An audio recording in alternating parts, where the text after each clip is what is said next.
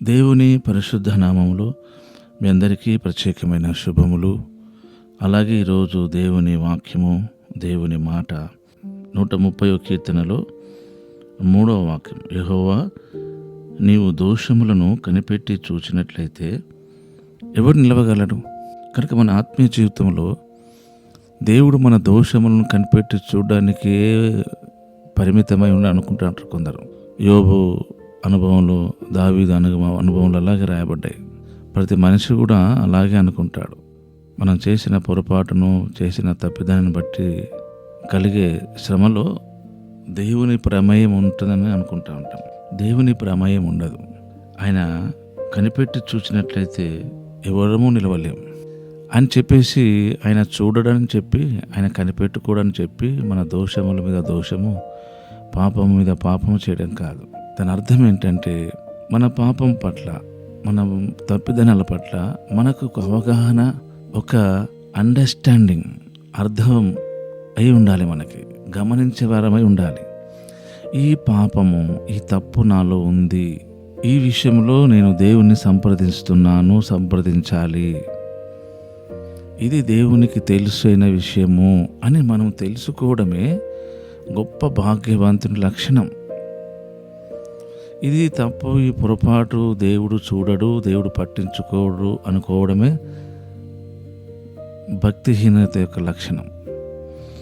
ఆ మాట చూడండి, నీవు దోషములను కనిపెట్టి చూచినట్లయితే ఎవరు నిలవగలరు? ఎవ్వరూ నిలవలేరు. మరి ఎలా? ఆయన చూడకుండా ఉంటాడా? లేదు. మనమే ఆయన వైపు చూడాలి. మన దోషం విషయంలో ఆయన మనకు క్షమాపణ అయి ఉన్నాడు. క్షమించుటకు సిద్ధమైన మనసు కలిగిన వాడే ఉన్నాడు.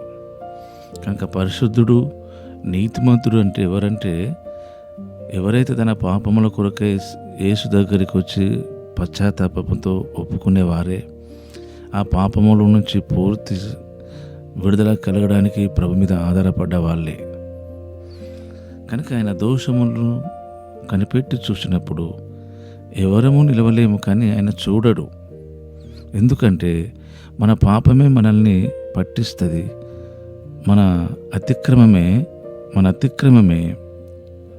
మనము మేలు పొందకపోవడానికి కారణం. మన అతిక్రమమే మనకు శిక్ష కారణం. ఇవి రెండు గమనించాలి. మేలు కలగకపోవడానికి కారణం అదే, మన శిక్ష కారణం కూడా మన అతిక్రమమే, దేవుడు కాడు. కనుక ఈ విషయంలో మనం జాగ్రత్త పడి ఎవరికి వారమే. ఎందుకంటే దావీదు గారు అన్నాడు కదా, కీర్తన 51లో, నా పాపము నీ ఎదుట ఉన్నది, నా పాపము నాకు తెలిసే ఉన్నది అని అంటుంటే దాని అర్థము దావీదు గారి పాపము దావీదు గారికి తెలిసిందట, మన పాపం ఇంకెవరికి తెలియదని కాదు అర్థం. నీ పాపం కూడా నీకు తెలుసుంటుందని దేవునికి తెలుసని నువ్వు నమ్మాలి. అప్పుడే నిజమైన రక్షణ ఆనందం నువ్వు కలిగి ఉంటావు. అప్పుడే రక్షణ నిజమైన సంతోషం కలిగి ఉంటావు. లేకుంటే పాపము చేస్తూనే ఉంటావు, క్షమాపణ కోరుతూనే ఉంటావు, పాపం చేస్తూనే ఉంటావు, క్షమాపణ కోరుతూనే ఉంటావు. సాతాను కూడా నిన్ను శోధిస్తాడు. మనం పాపము చేయని వారము కాదు, పాపము లేని వారము కాదు. కనుక మనము పౌలు గారిలాగా, దావీదు గారిలాగా దేవునికి ఏ క్షణము ఆ క్షణమే, ఏ పాపానికి ఆ పాపమే అప్డేట్ అవుతూ ఉంటే, ఆ దాని విషయంలో పశ్చాత్తాపడుతుంటే ప్రభు అద్భుతంగా మనకు సహాయపడి ఆ పాపం నుంచి మనకు పూర్తి విమోచన కలిగిస్తాడు. అలాంటి కృప ప్రభు మనకు అనుగ్రహించును గాక. పరిశుద్ధుడు అయిన తండ్రి, ప్రేమగల దేవా, మీకు వందనాలు. ఇది నా వాక్యంకై స్తుతి చెల్లిస్తూ యేసు నామములోనే ప్రార్థిస్తున్నాం తండ్రి, ఆమెన్.